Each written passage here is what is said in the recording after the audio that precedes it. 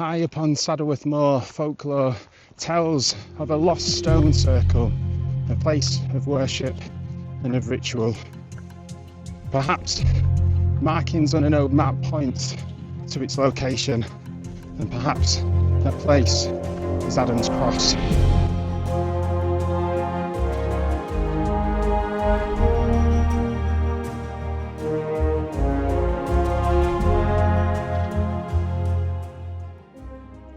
Early Ordnance Survey maps recorded a place called the Standing Stones that sits just above Greenfield Reservoir, overlooking the valleys. But to walk across there today reveals nothing but a natural outcrop of gritstone. So it leads me to ask, where did this story come from? Just to the north of it lies Adam's Cross, a collection of scattered stones just on the edge of the moor. Many believe that this site was once a place of ancient worship, a relic of the time before Christianity swept across the Pennines. These people also believe that just the very name of it marks a point in time when the old gods fell and gave way to a new religion. And this is a story that we see repeated countless times across medieval Britain. When Christianity swept across the nation, it rarely began on empty ground. Instead, it rooted itself into places already considered sacred.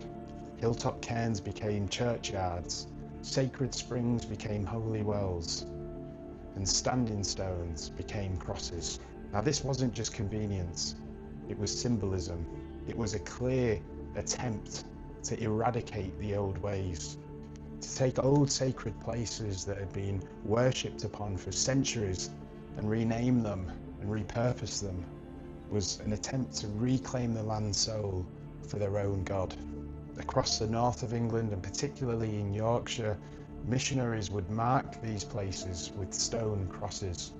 So when we find a place marked Adam's Cross in Saddleworth Moor, it invites a question: was this one of these sites, an ancient meeting place, reborn as a Christian boundary? Perhaps the name Adam even hints at something deeper, a symbol of the first man, the first faith, or the rebirth of belief. Now, in the early 1800s, when the original Ordnance Survey maps were drawn up, surveyors relied heavily on local knowledge from farmers, shepherds, labourers, anyone who knew the lands. It's why we see folklore and superstition appear so prominent as landmarks. In Saddleworth, you'll find on these maps places marked the Druid stones, the boggart stones, the fairy holes. These sites echo stories that were passed down from generation to generation that now found their permanence in ink. It's very likely that surveyors had heard the stories of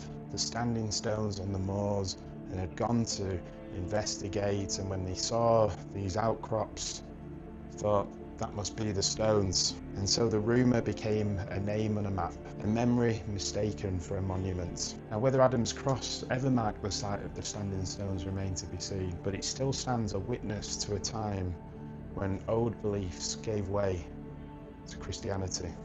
And it leaves us asking, how many of England's hills and hollows bear the ghosts of old beliefs buried beneath their Christian names? As for Saddleworth's standing stones, did they ever exist? Or was it a myth that passed down over the centuries and became a belief?